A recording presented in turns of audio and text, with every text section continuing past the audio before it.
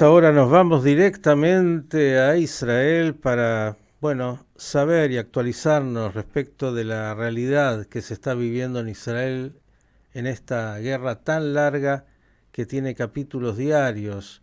Viernes, día en el cual tenemos la oportunidad de encontrarnos con el referente principal de las emisiones de CAN en español, el doctor Jonathan Meta. Querido Johnny, ¿cómo estás? Buenas tardes. ¿Cómo estás, Miki? Un saludo para vos y tu audiencia. Bien, vamos a arrancar. La semana Vamos a pasada, arrancar. la semana pasada en nuestro encuentro víspera de Shabbat, con toda la presión que había, usted decía, no sé si es el momento en que Irán va a tomarse una rápida venganza, por llamarlo así, y atacar, y acertó. En realidad la presión internacional, el tablero que está dando vuelta, parecería, y cada vez se confirma más, que incluso internamente el presidente de Irán diciéndole al líder supremo no es el momento para entrar en una aventura bélica con Israel y con todo lo que es esa alianza. Y por el lado de las negociaciones también parecería haber avances para un acuerdo posible. Así que yo comienzo por tirarle este pelotazo para que usted responda como le parezca. A ver, gracias por la pelota, diría. Pero vamos a tratar de ordenar, porque el sábado pasado, el viernes pasado, cuando hablamos nosotros, parecía que iba a haber una bomba atómica en Israel, que íbamos a tener que estar en refugio durante 4 o 5 días. Y hoy nos levantamos con muchas noticias, muchos están ya casi que ignorando la noticia. Y el medio en inglés oficial iraní hoy informa, mira, te lo quiero leer para no mentir con ningún tipo de palabra. Dice, Irán iría atrás de aquellos responsables por el asesinato de Haniyeh en lugar de atacar a Israel. Los medios oficiales iraníes ya pareciera ser que también recalculan.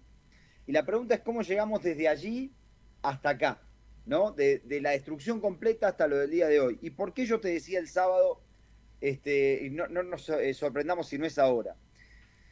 Creo que lo habíamos comentado el viernes pasado. Irán es un país chiita, perdón, sí, chiita, mientras que la mayoría de los árabes son sunitas. En este caso, la persona que fue asesinada, sí, en territorio iraní, sí, el día después de la toma de posesión del nuevo presidente, fue justamente un sunita, que es un palestino. Y yo había dicho, Irán no va a querer ir a la Tercera Guerra Mundial, a abrir la Tercera Guerra Mundial, por el asesinato de Haniyeh, que es un palestino después de todo.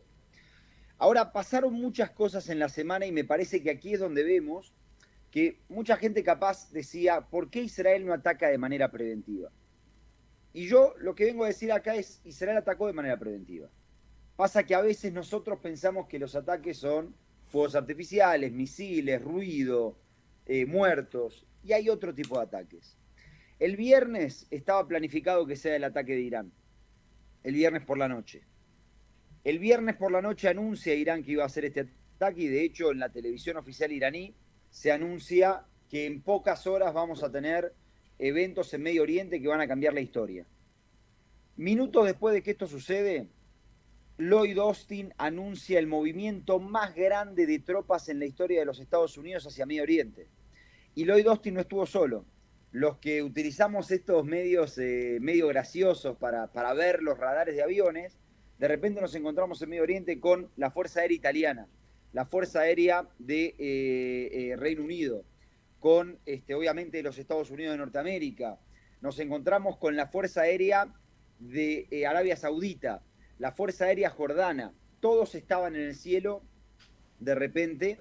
Y eso lo que sucedió fue que creó en relaciones internacionales hay una teoría que se llama raise the cost, levantar el costo.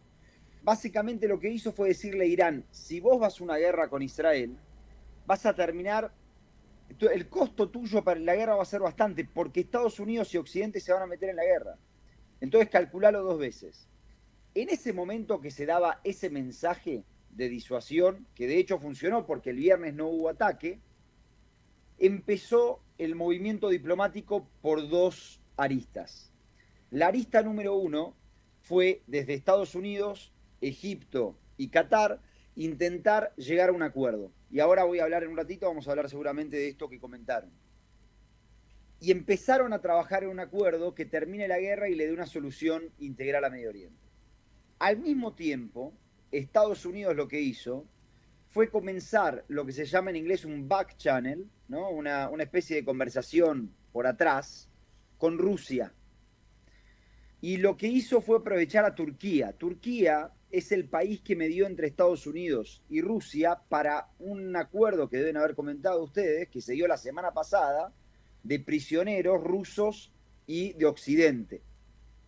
Entonces, utilizó a Turquía y le dijo a Turquía, tenés que hablar con Rusia y decirle que le diga a Irán que se bajen del árbol. Ahí pasaron dos cosas. Turquía muestra sigue mostrando, digamos, la agresividad para con Israel.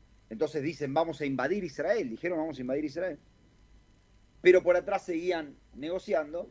Y Rusia larga dos mensajes. Uno en on, diciendo, obviamente, ¿no? El sionismo cometió un crimen y el homicidio injustificado de Haniyeh, pero en on le dijeron a Irán, bajate del árbol.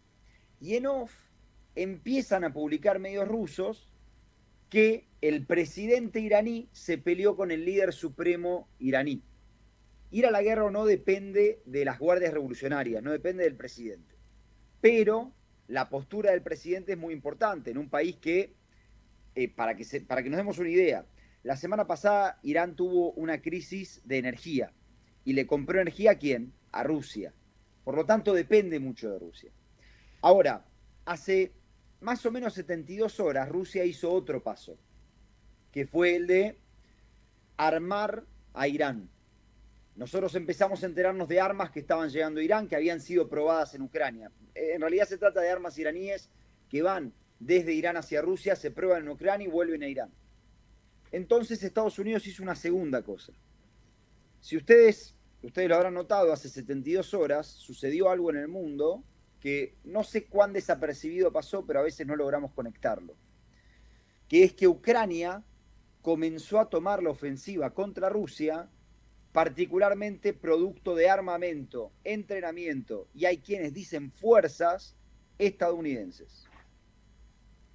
Lo que hizo Estados Unidos de esta forma fue aislar completamente a Irán. Irán, para poder atacar a Israel, necesita pasar por varios países. Por lo tanto, necesita el acuerdo de lo que se llama el Consejo Islámico. El Consejo Islámico se juntó, pero como está dominado por Arabia Saudita y por Egipto, países que están muy asociados a Estados Unidos, salió un comunicado criticando al sionismo odioso que asesinó injustificadamente a Haniyeh, pero no salió ningún comunicado que dijera, que autorizara, que le diera legitimidad a Irán de responder. Y luego lo que termina sucediendo es que esos países tampoco le permiten utilizar su espacio aéreo. Jordania salió a decir, y creo que Arabia Saudita también, salieron a decir, no vamos a permitir que usen nuestro espacio aéreo como lugar de batalla, pero hoy se publica en el Washington Post que de hecho Jordania en esta reunión que hubo el miércoles de los países del Consejo Islámico le dijo a Irán, mirá que cualquier misil que haya por mi cielo yo lo voy a derribar. Le fue muy claro. Entonces Irán está repensando su respuesta desde ese punto de vista, porque dice, por un lado estoy aislado, y por otro lado, quien me podía ayudar en el caso de que mi respuesta llevara una guerra, que es Rusia, de repente no está porque está ocupado en sus problemas internos, porque de repente, o casualidad, Ucrania empezó a tomar la ofensiva. En este marco, en este tablero que es tan complicado, hubo un movimiento más, que fue que Estados Unidos, Egipto y Qatar dijeron en la noche de ayer, nosotros queremos que se termine el acuerdo, están ofreciendo una especie de acuerdo integral que termine con la guerra, y dijeron, llegó el momento. Si terminamos con la guerra, dicen desde Estados Unidos, no hay respuesta ni iraní ni de Hezbollah. Entonces dicen, tenemos que aprovechar ahora. Por ahora, el tiempo Irán y Hezbollah lo están dando. Recordemos que la última vez que pasó esto, Irán se tomó 2 semanas en responder. Entonces, ellos saben manejar el tiempo.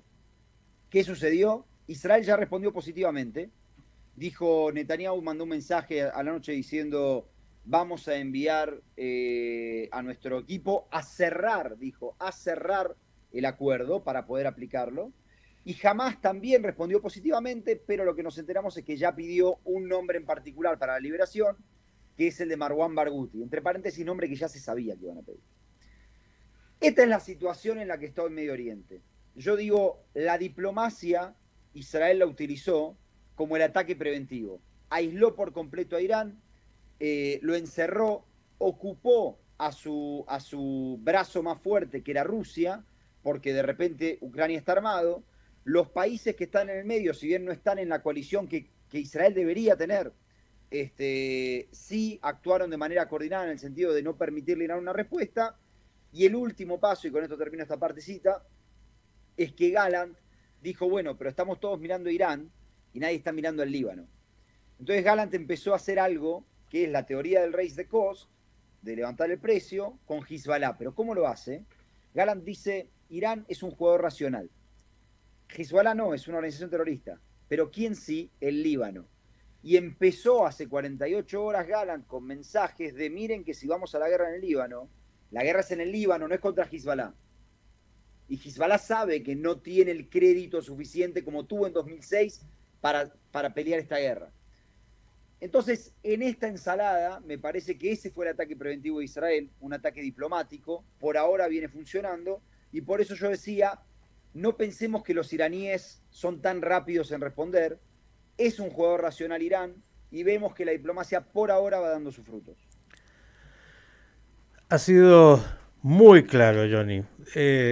Realmente lo importante lo has dicho. Has mirado el tablero para salir de las declaraciones o de la fotografía, entendiendo que hay muchos planos. Está el plano de las declaraciones justamente, que son parte del juego psicológico, militar, de pulseadas, pero hay que tener mucho cuidado y entender que hay otros planos que se están jugando más importantes aún que esto y que están muchas veces ocultos, y son estos movimientos que justamente en una situación como esta son los que terminan por definir y determinar lo que será.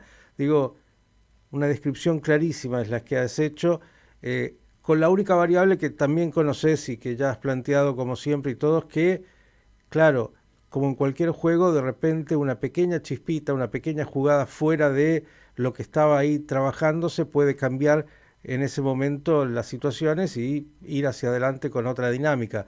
Pero por el momento esto es lo que se está jugando.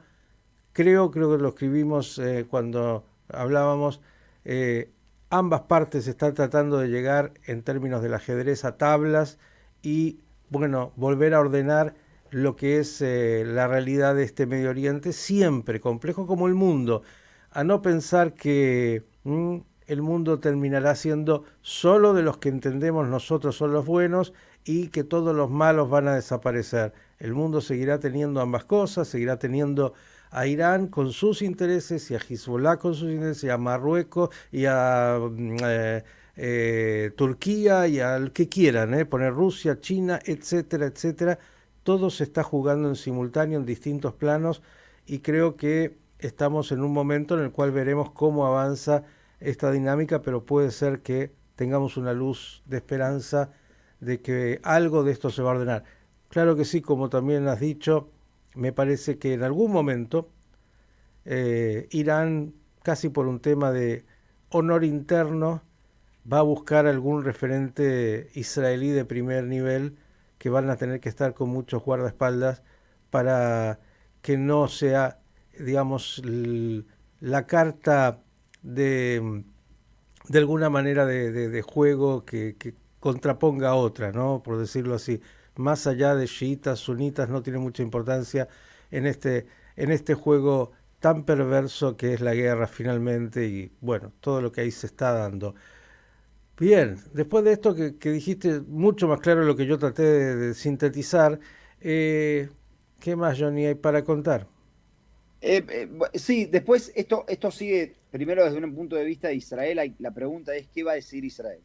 Israel tiene que tomar una decisión que es si quiere terminar la guerra ahora, el 15 de agosto, que es la fecha que se está poniendo límite, recordemos, es este Uh -huh, jueves, uh -huh. o si quiere, por otro lado, ir hacia una guerra de desgaste en todos los frentes. Y esta decisión, y pareciera ser que lo que estoy diciendo es, vos me vas a decir, Johnny, no seas tonto, obviamente van a elegir terminar la guerra. No es tan fácil de tomar para este gobierno. Es cierto que en la última semana Netanyahu estuvo pidiendo a su equipo estratégico diferentes encuestas, y en todas las encuestas el Likud está subiendo. En todas las encuestas el Likud está subiendo.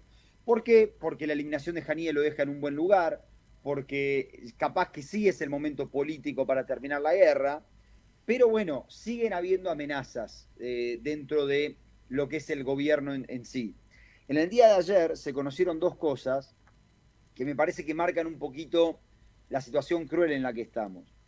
Ayer se conoció que hay una señora, Vivian Silver, que era una activista por la paz, que fue asesinada el 7 de octubre, y en Gaza hay un grupo de desplazados que armaron una especie de tienda para recibir gente en nombre de ella. Algo que me parece que también da una luz de esperanza muy interesante. A veces nos cuesta entender que hay civiles también en Gaza, y me parece que eso nos da un mensaje. Y del otro lado, acá también el gobierno empezó a dar un mensaje cuando el ministro de Seguridad Nacional, Itamar Ben-Gvir, dijo ayer que el 9 de Av él va a liderar un grupo que va a ir a celebrar o conmemorar el 9 de Av, la destrucción del templo, en Gaza, pidiendo por el reasentamiento. Yo calculo que el ejército no lo va a permitir, de todas formas. Pero digo, no sé si es tiempo de provocaciones, pero nos muestra que hay cierta presión interna. Ahora, los que quieren volver a pelear, Estados Unidos aparentemente va a dar una garantía de que si no se dan los arreglos y no se dan las diferentes negociaciones, Israel va a poder volver a pelear. Entonces eso haría que Israel ya se siente en la mesa a partir de ahora. Hay que ver cómo sigue. Jamás tampoco es que la tiene tan fácil. Jamás tiene que resolver muchas cosas. Por ejemplo, ¿qué rol va a ocupar si el 15 de agosto se firma el acuerdo, el 16? Bueno, una de las respuestas para eso puede ser el pedido por Marwan Barghouti. Marwan Barghouti es una persona que hace mucho Israel lo ve como un posible líder. Y yo quiero decir, sin extenderme en esto, pero me parece que no sería el líder menos indicado. Es una persona bastante respetada por los palestinos, por tener, digamos, sangre en sus manos, como quien dice, pero también es una persona que se ha demostrado cercano a la idea de la solución de dos estados. Por lo tanto, no es la peor solución para Israel si es que ese es el compromiso de Hamás, pero insisto, Hamás también tiene que resolver cosas a nivel interno. Ahora nombraron a Yahi Sinwar como el jefe del buró político, veremos cómo eso también influye. Johnny, vamos a lo importante. ¿Ya preparaste ensaladas y comida para Shabbat? Sí, hoy tenemos comida, vos sabés, fría y ensaladas, particularmente porque hace un calor tremendo en Medio Oriente. Por fin se puede decir que es un día en el cual se puede ir a la playa sin miedo, ¿eh? Pero bueno, sigue siendo Medio Oriente, los 40 grados a la sombra, digamos, no bajan. Pero bueno, entiendo que ustedes están con frío, así que digamos que mis quejas capaz son tus esperanzas. Querido, disfrute de ir un ratito a la playa, de comer y distenderse, tan necesario en una realidad que no da respiro. Gracias por, como siempre, este análisis tan claro y preciso. Y por ahí, ¿quién dice? Viene este Shabbat Hazón, estamos ya en el Shabbat previo a Tisha B'Av. Viene el día de Tisha B'Av, lunes por la tarde, noche y martes, y veremos cómo viene, mire, Tu B'Av, porque el 15 de Av, no solo el 15 de agosto, el 15 de Av es el día del amor. Yo no creo que va a reinar el amor ahí, pero ojalá por lo menos reine un poquito más de armonía. Con eso casi me conformo. Esperemos, Miki, que el viernes que viene hablemos de que la guerra terminó y hablemos de que por fin Israel puede volver a ser Israel, ¿eh? Porque cuando uno habla de un Estado seguro no habla y de un Estado fuerte, no habla de un Estado que puede andar atacando y andar en guerra, habla de un Estado donde sus ciudadanos, por lo menos a mi parecer personal, me hago cargo de esto, pueden salir y vivir la vida que quieran vivir, ¿eh? Y esperemos que el viernes que viene podamos estar hablando de eso y de que los secuestrados, lamentablemente algunos muertos, otros no, puedan volver a casa. Y habrá una tarea enorme luego de ese día para comenzar a, bueno, también curar muchas heridas, muchas, que van a permanecer por mucho tiempo y que requerirán de mucha fortaleza, no solo para combatir hacia afuera, sino para trabajar hacia adentro. Johnny, Shabbat Shalom y gracias. Shabbat Shalom, gracias a vos, Miki. El doctor Jonathan Meta, análisis tan claro del momento que se está viviendo en Israel, en Medio Oriente y yo le diría incluso en el mundo, todo ahí puesto en ese lugarcito del planeta.